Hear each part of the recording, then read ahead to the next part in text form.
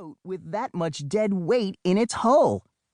I was pretty sure Beck and I had remembered to double-check the lock on the door to the room before we jumped into the ocean. Pretty sure. We were kind of in a rush. "How dare they go looking for the treasure of Lima without us?" Beck had said as we prepared to dive in. "Yeah," I said. "How dare they?"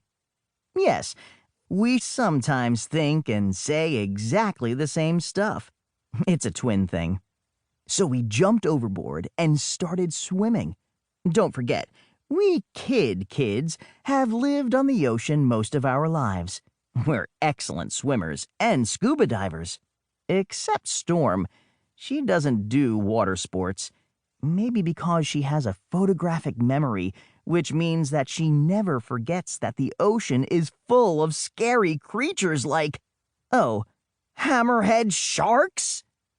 But Beck and I were determined to join Mom, Dad, and Tommy on the island. Hey, we kids did pretty well treasure hunting on our own, without Mom or Dad. In fact, they were two of the treasures we'd recovered in our kids-only quests. Now they were searching for buried treasure in the jungles of Cocos Island with just Tommy?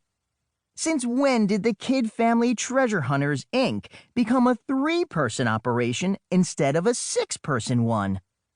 Actually, it was dangerously close to becoming a 4-person crew, because the hungry hammerheads were much faster swimmers than me and Beck. They were close and moving closer.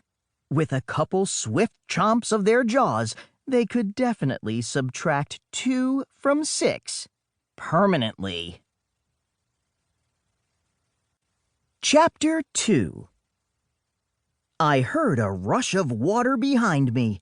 The hammerheads breathing down our butts had just thrown open their jaws. I could smell their stinky fish breath. I believe they had recently enjoyed the all-you-can-gobble shrimp buffet at the nearest coral reef diner. "So long, Beck!" I shouted, thrashing against the waves. "You're the best twin I ever had!" "I'm the only twin you ever had," she shouted back. "This is no time to get all technical, Rebecca. We're both about to die." As the storyteller of the family, I decided to wax poetic with my dying words. I guess it's only fitting that since we came into this world together, we should leave it together too.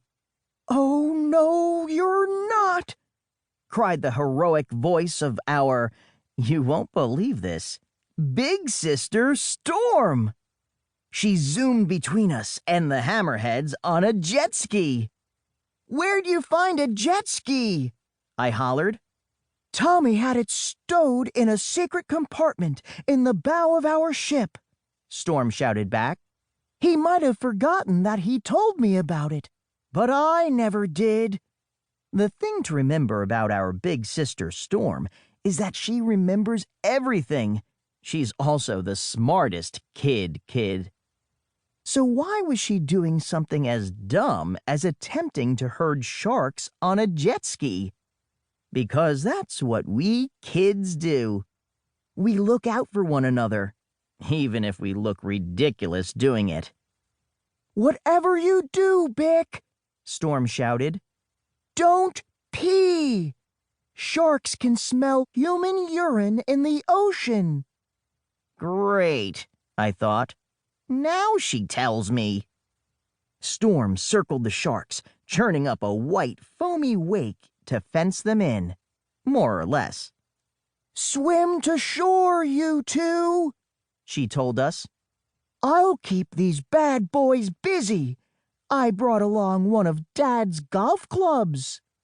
As I frantically swam for the beach, I chanced a glance over my shoulder to see what Storm was doing with Dad's driver, the biggest club from his bag.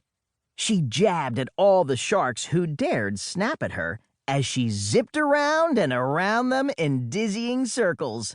That's Shark Attack Defense 101. Poke 'em in their gills. Or their eyes.